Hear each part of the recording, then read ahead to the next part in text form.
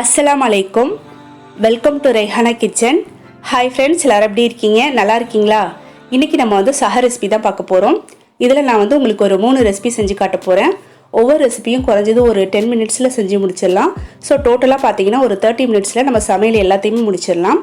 நீங்க வந்து திராவியா தொழுதுட்டு வந்து கூட இது எல்லாத்தையுமே செஞ்சு முடிச்சிட்டு தூங்க போலாம். அந்த அளவுக்கு ரொம்ப ஈஸியா இருக்கும். இப்போ வாங்க வீடியோக்குள்ள போலாம். இது எல்லாத்தையும் எப்படி செய்யறதுன்னு பார்க்கலாம். இப்போ ஃபர்ஸ்ட் நான் வந்து வெஜ் புலாவ் செய்ய போறேன். இதுக்கு வந்து கேரட், பச்சை பட்டாணி, உருளைக்கிழங்கு இது மூணும் ஒரே அளவா மெஷர் பண்ணி எடுத்துக்கிறேன். நான் வந்து 1/4 கப் அளவுக்கு எடுத்துருக்கேன். இது கூட நீங்க வந்து பீன்ஸ் கூட சேர்த்துக்கலாம். அடுத்ததா ஒரு பெரிய சைஸ் தக்காளி, 2 பெரிய வெங்காயத்தை மெல்லிசா நீல வாக்குல கட் பண்ணி வச்சிருக்கேன். அதுக்கப்புறம் தாளிக்கிறதுக்கு பார்த்தீங்கன்னா 2 துண்டு பட்டை, 2 கிராம்பு, ஒரு ஏலக்காய், 2 பீஸ் பிரியாணி எல்லாம் சின்ன பீஸாக எடுத்துக்கோங்க. 1/2 ஸ்பூன் அளவுக்கு ஜீரகம், கொஞ்சமாக கல்பாசி, இது எல்லாமே நம்ம தாளிக்கிறதுக்கு வச்சுக்கலாம். அடுத்ததாக இன்றைக்கி நான் வந்து 1 கப்பு ரைஸ் எடுத்துருக்கிறேன். அதாவது அரைப்படி ரைஸ் எடுத்து நல்லா வாஷ் பண்ணிவிட்டு தண்ணியெலாம் வடிச்சிட்டு வச்சுருக்கிறேன். நான் வந்து சீரக சம்பா ரைஸ் தான் எடுத்துருக்கிறேன். பாஸ்மதி ரைஸை விட சீரக சம்பாவில் செய்யும்போது டேஸ்ட் இன்னும் நல்லாயிருக்கும். ஆனால் உங்கள் விருப்பத்துக்கு ஏற்ற மாதிரி நீங்கள் சீரக சம்பாவோ அப்படி இல்லைனாக்கா பாஸ்மதி ரைஸோ எது வேணால் எடுத்துக்கலாம். இப்போ வாங்க நம்ம தாளிச்சிடலாம். இன்றைக்கி நம்ம வந்து வெஜ்ஜி புலாவை குக்கரில் தான் செய்ய போகிறோம். ஸோ வந்து ஸ்டவ் ஆன் பண்ணி நார்மலாக வச்சுட்டு ஒரு குக்கர் வச்சுக்கோங்க. இதில் வந்து 1.5 ஸ்பூன் அளவுக்கு ஆயில், 1 ஸ்பூன் அளவுக்கு நெய் சேர்த்துக்கோங்க. இது எல்லாம் நல்லா சூடு வந்ததுக்கு அப்புறமா நம்ம தாளிக்க வச்சுருக்கிறது எல்லாத்தையும் ஒன்றா சேர்த்து தாளிச்சிக்கலாம். இது நல்லா பொரியட்டும். பொரிஞ்சதுக்கு அப்புறமா கட் பண்ணி வச்சுருக்கிற வெங்காயத்தை சேர்த்துக்கோங்க.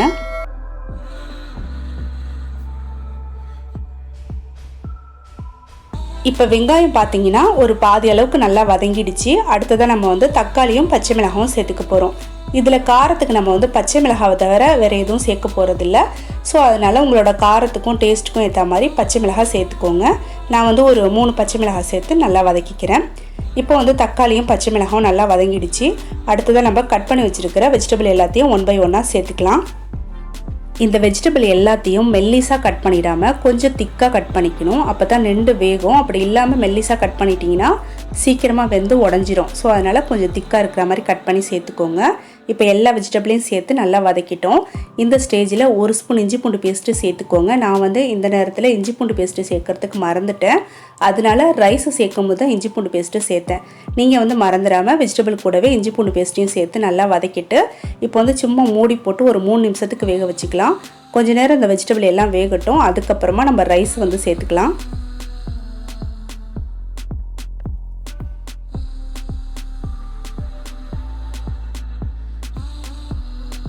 இப்போ நம்ம வந்து வெஜிடபிள்லாம் வேகிறதுக்காக கொஞ்சம் நேரம் மூடி வச்சுருந்தோம். கொஞ்சம் நேரத்துக்கு அப்புறமா ஓப்பன் பண்ணிவிட்டு ரைஸு, இஞ்சி பூண்டு பேஸ்ட்லாம் சேர்த்து நல்லா மிக்ஸ் பண்ணி விட்டுட்டு அடுத்ததாக தண்ணி அளந்து ஊற்றிக்கலாம்.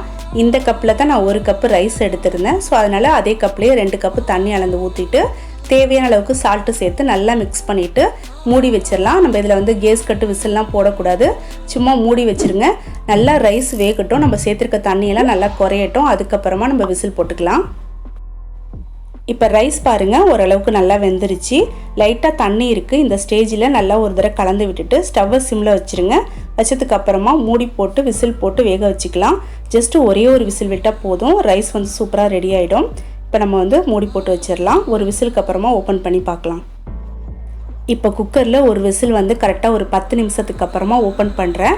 நம்ம எப்போதுமே குக்கரில் எந்த விதமான ரைஸ் வச்சாலும் ஒரு 10 மினிட்ஸ் கழித்து ஓப்பன் பண்ணுங்கள். அப்போ தான் நல்லா தம்மாகி அதில் இருக்க ப்ரெஷர்லாம் போயிருக்கும். இப்போ பாருங்கள் ரைஸ் வந்து சூப்பராக ரெடி ஆகிடுச்சு. லாஸ்ட்டாக அதில் வந்து கொஞ்சமாக மல்லி புதினாவை பொடியாக கட் பண்ணி சேர்த்துட்டு நம்ம இறக்கி வச்சிடலாம். அவ்வளோதான், நம்மளுடைய வெஜ்ஜி புலாவ் வந்து ரொம்ப ஈஸியாக செஞ்சு முடிச்சிட்டோம்.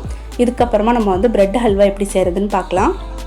இந்த பிரெட் ஹல்வாவை நம்ம ரொம்ப ஈஸியாக செஞ்சிடலாம். டேஸ்ட்டும் ரொம்ப நல்லாயிருக்கும். இதை வந்து நம்ம ஒரு 2 நாள் வச்சு கூட சாப்பிட்லாம், கெட்டு போகாது. இன்றைக்கி நான் வந்து ஒரு 4 பீஸ் பிரெட் எடுத்துருக்கிறேன். ஃபஸ்ட்டு வந்து பிரெட்டோட சைடில் இருக்கிற அந்த ப்ரௌன் கலர் இருக்கு இல்லையா, அது எல்லாத்தையும் கட் பண்ணிவிட்டு அதுக்கப்புறமா பிரெட்டை வந்து 4ஆக கட் பண்ணி எடுத்துக்கலாம். 4 பீஸாக கட் பண்ணி எடுத்துக்கோங்க இந்த மாதிரி. அடுத்ததாக நம்ம வந்து ஸ்டவ் ஆன் பண்ணி நார்மலாக வச்சுட்டு ஒரு பேன் வச்சுக்கோங்க. இதில் வந்து கொஞ்சமாக ஆயில் சேர்த்துக்கலாம். ஆயில் வந்து நல்லா சூடு வந்ததுக்கு அப்புறமா இதில் கொஞ்சம் முந்திரியை வந்து 2ஆக கட் பண்ணி சேர்த்துட்டு லைட்டாக அந்த மாதிரி ஃப்ரை பண்ணி தனியாக ஒரு பவுலில் எடுத்து வச்சுக்கலாம். அதுக்கப்புறமா இதே ஆயில்லையே நம்ம கட் பண்ணி வச்சுருக்கிற ப்ரெட்டு பீசஸ்லாம் போட்டு லைட்டாக கோல்டன் ப்ரௌன் வரா மாதிரி ஃப்ரை பண்ணி எடுத்துக்கலாம்.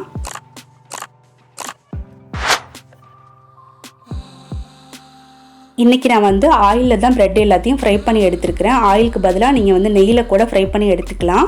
ரெண்டு பக்கமும் நல்லா ஈவனாக ஃப்ரை பண்ணதுக்கு அப்புறமா இந்த மாதிரி ஒரு பிளேட்டில் போட்டு தனியாக எடுத்து வச்சுருங்க. அடுத்து நம்ம வந்து இந்த பேன்லேயே ஒரு கப்பு பால் சேர்த்துக்கலாம். அதாவது நம்ம எடுத்துருக்கிற ப்ரெட் எல்லாம் முழுகிற அளவுக்கு பால் சேர்த்துக்கணும்.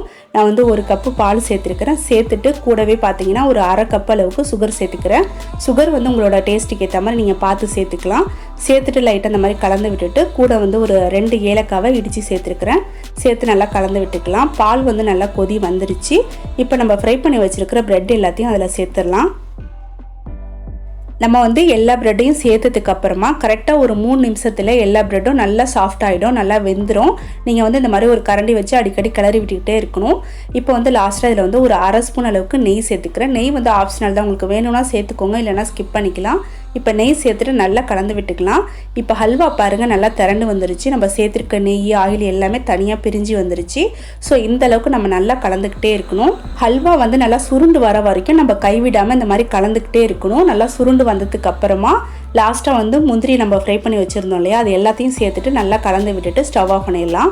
அவ்வளோதான், நம்மளோட டேஸ்டான பிரெட் ஹல்வா ரெடி ஆகிடுச்சு. அடுத்தது நம்ம வந்து ப்ரான் பாப்கார்ன் செய்ய போகிறோம். இப்போ நான் வந்து இறாலை நல்லா சுத்தமாக க்ளீன் பண்ணிவிட்டு தண்ணியே இல்லாமல் புழிஞ்சிட்டு ஒரு பவுலில் எடுத்து வச்சுருக்கிறேன். இது வந்து கொஞ்சம் பெரிய சைஸாக இருக்கிறதுனால 2 அந்த மாதிரி கட் பண்ணிக்கிறேன். உங்களுக்கு எந்த அளவுக்கு இறால் தேவையோ அந்த அளவுக்கு நீங்கள் எடுத்துக்கோங்க. நான் இன்றைக்கி வந்து 150 கிராம் அளவுக்கு ப்ரான் எடுத்துருக்கிறேன். அடுத்ததாக நம்ம வந்து மசாலா சேர்த்துக்க போகிறோம். இதுக்கு தேவையான மசாலா எல்லாத்தையும் இந்த ஸ்பூனில் 1/4 டீஸ்பூன் அளவுக்கு நான் மெஷர் பண்ண போகிறேன். ஃபஸ்ட்டு வந்து பார்த்தீங்கன்னா மிளகுத்தூள், அடுத்ததாக சால்ட்டு, அதுக்கப்புறமா தனி மல்லித்தூள், தனி மிளகாய் தூள், ஜீரகப்பொடி, கரம் மசாலா, இது எல்லாத்தையும் சேர்த்துட்டு நல்லா மிக்ஸ் பண்ணிவிட்டு எடுத்து வச்சிடலாம். இது வந்து நம்ம ஊற வைக்கலாம் தேவையில்லை, உடனே செஞ்சிடலாம். ஃபஸ்ட்டு நம்ம வந்து மசாலா போட்டு மிக்ஸ் பண்ணிவிட்டு அதுக்கப்புறமா நம்ம என்ன செய்கிறதுன்னு பார்க்கலாம். அடுத்து இந்த மாதிரி ஒரு சின்ன பிளேட் எடுத்துக்கோங்க. இதில் வந்து 1 ஸ்பூன் மைதா, 1 ஸ்பூன் கார்ன்ஃப்ளவர், கொஞ்சமாக ஒரு பிஞ்ச் அளவுக்கு சால்ட்டு, இது 3 ஒன்றா சேர்த்து நல்லா மிக்ஸ் பண்ணிவிட்டு தனியாக எடுத்து வச்சிடலாம். அதுக்கப்புறமா பிரெட் கிராம்ஸ் ஒரு பிளேட்டில் எடுத்துக்கலாம். இந்த பிரெட் கிராம்ஸ் எப்படி செய்கிறதுன்னு நான் வீடியோ போட்டிருக்கேன். நீங்கள் ஆல்ரெடி எல்லாரும் பார்த்துருப்பீங்க. பார்க்கலன்னா அதோட லிங்க் வந்து உங்களுக்கு ஐ பட்டனில் அப்படி இல்லைனாக்கா எண்ட் கார்டில் கொடுக்குறேன், அதை பார்த்து தெரிஞ்சுக்கோங்க. இப்போ இந்த மாதிரி பிரெட் கிராம்ஸையும் ஒரு பிளேட்டில் கொஞ்சமாக எடுத்து வச்சுக்கலாம். இது எல்லாமே வந்து நீங்கள் எந்த அளவுக்கு இறால் எடுக்கிறீங்களோ அதுக்கு தகுந்த மாதிரி ரெடி பண்ணிக்கோங்க. அதுக்கப்புறமா லாஸ்ட்டாக வந்து ஒரே ஒரு முட்டை எடுத்துக்கலாம். இதை வந்து ஒரு பவுலில் வெள்ளைக்கருவு மட்டும் சேர்த்துக்கலாம். மஞ்சக்கருவும் வெள்ளைக்கருவும் ஒன்றா சேர்ந்துடாமல் வெள்ளைக்கரு மட்டும் நம்ம தனியாக அந்த மாதிரி எடுத்து வச்சுக்கலாம். இப்போ நம்ம எடுத்து வச்சுருக்கிற வெள்ளைக்கருவை ஒரு ஸ்பூன் வச்சு நல்லா மிக்ஸ் பண்ணிக்கலாம். மிக்ஸ் பண்ணிவிட்டு எடுத்து வச்சுருங்க. இப்போ எல்லாமே ரெடியாக இருக்குது. கண்டிப்பாக நீங்கள் எல்லாரும் இந்த ப்ரான் பாப்கார்ன் வந்து ட்ரை பண்ணுங்கள். டேஸ்ட்டு ரொம்ப சூப்பராக இருக்கும். இப்போ வாங்க இதை எப்படி செய்கிறதுன்னு பார்க்கலாம். இப்போ ஃபஸ்ட்டு நம்ம வந்து மசாலா போட்டு மிக்ஸ் பண்ணி வச்சுருக்கிற ப்ரான் இருக்கு இல்லையா, அதை வந்து ஒவ்வொரு பீஸாக எடுத்து இந்த மாதிரி மைதாவும் கார்ன்ஃப்ளவரும் மிக்ஸ் பண்ணி வச்சுருக்கோம் பாருங்கள், அதோடு சேர்த்து நல்லா அப்ளை பண்ணிக்கணும். நல்லா அப்ளை பண்ணதுக்கப்புறமா அதை அப்படியே வந்து நம்ம வெள்ளைக்கரு அடித்து வச்சுருக்கோம் இல்லையா, அதோடு சேர்த்து அப்ளை பண்ணிக்கோங்க. அதுக்கப்புறமா லாஸ்ட்டாக பிரெட் கிராம்ஸோடு சேர்த்து அப்ளை பண்ணிவிடுங்க. இந்த மாதிரியே மீதி இருக்கிற இறால் எல்லாத்தையும் ஒவ்வொரு பீஸாக எடுத்து இந்த 3லையும் நல்லா அப்ளை பண்ணிவிட்டு இந்த மாதிரி ஒரு பிளேட்டில் எடுத்து வச்சுருங்க. இதை வந்து நம்ம உடனே ஃப்ரை பண்ணிடலாம். ரொம்ப நேரம் வெளியில் வச்சுருக்கணும்லாம் தேவையில்லை. சப்போஸ் உங்களுக்கு வந்து வேறு ஏதாச்சும் வேலை இருக்குது அப்படி இல்லைனா லேட்டாக செய்யலாம் அப்படின்னு நினச்சிங்கன்னா இதை அப்படியே ஃப்ரிட்ஜில் எடுத்து வச்சுருங்க. ஃப்ரீசரில் வைக்க வேணாம், ஃப்ரிட்ஜில் எடுத்து வச்சுருங்க. ஒரு 1 ஹவர் அப்படி இல்லைனாக்கா 2 ஹவர்ஸ் கழிச்சு கூட நீங்கள் ஃப்ரை பண்ணிக்கலாம். இப்போ நான் வந்து பார்த்தீங்கன்னா ஒரு 2 ஹவர்ஸ்க்கு அப்புறமா தான் ஃப்ரை பண்ண போகிறேன். இப்போ நான் வந்து ஸ்டவ் ஆன் பண்ணி நார்மலாக வச்சுட்டு ஒரு பேன் வச்சு தேவையான அளவுக்கு எண்ணெய் ஊற்றி நல்லா சூடு வரணும். சூடு வந்ததுக்கு அப்புறமா ஒவ்வொரு பீஸாக போட்டு நல்லா ஒரு கோல்டன் ப்ரௌன் வரா மாதிரி ஃப்ரை பண்ணி எடுத்துக்கலாம். அவ்வளோதான் ஃப்ரெண்ட்ஸ், ரொம்ப சிம்பிளாக ஈஸியாக ரொம்ப டேஸ்ட்டாக செய்யக்கூடிய நம்மளுடைய ப்ரான் பாப்கார்ன் வந்து ரெடி ஆகிடுச்சு. உங்களுக்கு பார்க்கும் போதே தெரிஞ்சிருக்கும் இது வந்து நம்ம ரொம்ப ஈஸியாக சிம்பிளாக செஞ்சிட்டோம். ஸோ கண்டிப்பாக நீங்கள் எல்லோரும் ட்ரை பண்ணி பாருங்கள். இதே போல் மீதி இருக்கிற இறால் எல்லாத்தையும் ஃப்ரை பண்ணி எடுத்து வச்சிடலாம். இப்போ பார்த்தீங்கன்னா நம்ம சேனலில் சஹருக்கான ரெசிபி, இஃப்தாருக்கான ரெசிபிலாம் நான் நிறைய ஷேர் பண்ணிகிட்ருக்கேன். எல்லா வீடியோஸ்க்கும் நிறைய பேர் வந்து ரெஸ்பான்ஸ் கொடுக்குறீங்க. ரெஸ்பான்ஸ் கொடுக்குற எல்லாருக்கும் ரொம்ப தேங்க்ஸ். இதே போல் எப்போதும் சப்போர்ட் பண்ணுங்கள். சப்ஸ்கிரைப் பண்ணாத ஃப்ரெண்ட்ஸ் வந்து சப்ஸ்கிரைப் பண்ணுங்கள். நானும் இதே போல் வீடியோஸ் வந்து நிறைய ஷேர் பண்ணுவேன். ஓகே, அடுத்து இப்போ நம்ம வந்து ஆனியன் ரைத்தா வச்சிடலாம். இதுக்கு வந்து ஒரு சின்ன பவுலில் கொஞ்சமாக வெங்காயம், கேரட்டு, பச்சை மிளகாய், உப்பு எல்லாம் சேர்த்து வச்சுருக்கேன். கூட வந்து கொஞ்சம் கெட்டியான தயிர் சேர்த்து நல்லா மிக்ஸ் பண்ணிடலாம். லாஸ்ட்டாக இதில் கொஞ்சம் மல்லிக்கீரை கூட சேர்த்துக்கலாம். அன்றைக்கி நான் வந்து மறந்துட்டேன். ஸோ அவ்வளோதான், ரொம்ப சிம்பிளாக செய்கிறது தான் இது. இப்போ எல்லாமே ரெடி ஆகிடுச்சு. அடுத்து நம்ம வந்து பரிமாறிடலாம். இந்த வெஜ்ஜு புலாவோட கொஞ்சம் ஸ்பைஸியாக சிக்கன் கிரேவி, மட்டன் கிரேவி சேர்த்து சாப்பிட்டோம்னா டேஸ்ட்டு ரொம்ப நல்லாயிருக்கும். நான் இன்றைக்கி வந்து சிக்கன் கிரேவி தான் வச்சுருந்தேன், ஆனால் வீடியோ எதுவும் எடுக்கலை. இப்போ நம்ம சமைச்சிருக்க எல்லாத்தையும் அழகாக இந்த மாதிரி எடுத்து பரிமாறி வச்சுருக்கேன். லாஸ்ட்டாக ஒரு வாழைப்பழமும் சேர்த்து வச்சுருக்கிறேன். கண்டிப்பாக இந்த வீடியோ உங்கள் எல்லாருக்கும் ரொம்ப பிடிச்சிருக்கும், யூஸ்ஃபுல்லாக இருக்கும், நல்ல ஒரு ஐடியா கிடச்சிருக்கும் அப்படின்னு சொல்லி நம்புகிறேன். வீடியோ பிடிச்சிருந்தா மறந்துடாமல் லைக் பண்ணி கமெண்ட் பண்ணி ஷேர் பண்ணுங்கள். இன்ஷால்லா அடுத்த ஒரு இன்ட்ரெஸ்டிங்கான யூஸ்ஃபுல்லான வீடியோவில் நம்ம சீக்கிரமாக மீட் பண்ணலாம். அது வரைக்கும் வெயிட் பண்ணுங்கள். தேங்க்யூ.